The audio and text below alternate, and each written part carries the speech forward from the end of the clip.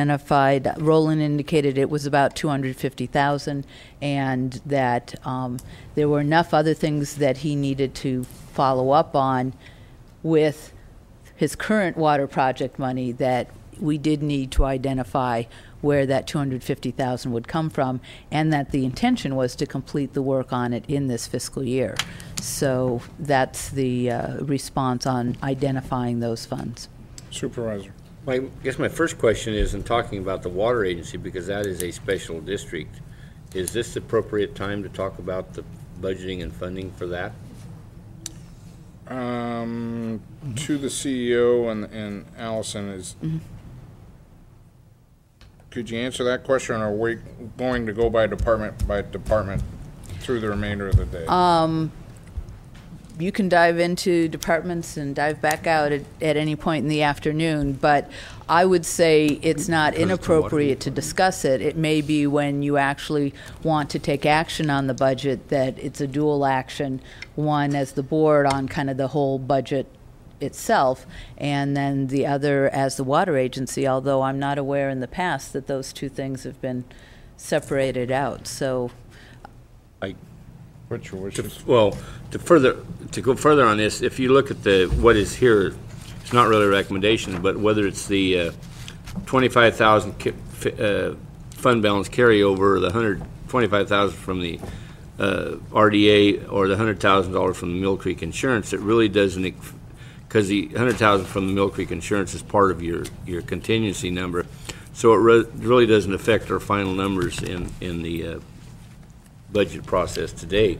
But I think what we need to do is have the CEO's office with the water agency come up, with, that may be an option. But I think we have some other options. For instance, now that we've just focused in on a project, I think the emphasis of the water agency is some of these studies and whatnot and doing these other things maybe ought to go by the wayside and focus in on this project that we've got a vision for, and that may change some of the functions as far as staffing at the water agency. For instance, I don't know if it's if we need to basically.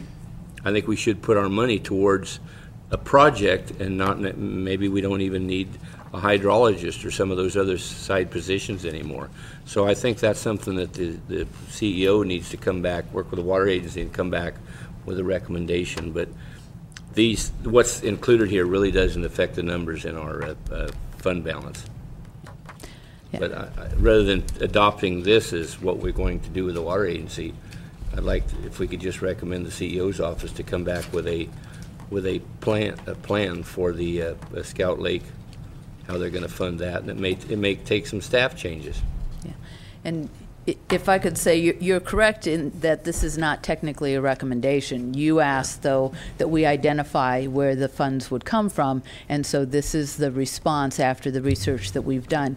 I think you have to be careful in terms of looking at moving staff around, because some of the staff there are paid for with grant money that can't be redirected. That's work with the CEO's office and water agency to look into that. This is just one option. Yeah, I think we have looked into it, but it would be up to you as far as the direction you wanted to give. This is an option, and it would not change the bottom line in the budget. You are correct about that. Supervisor Delmar. Well, thank you, Mr. Chairman. I'm going to respectfully disagree, okay, because I've got some serious issues with this budget unit. Since okay, we're on it, might as well go there. Staffing in the charts in this book, which start off with 05-06 fiscal year, for this little department's gone up 51%. And to put that in perspective, the air quality district's gone up, I think, 12 or 14. Another one went up 41, and I think that was the library, but that added 2 positions. Mm-hmm.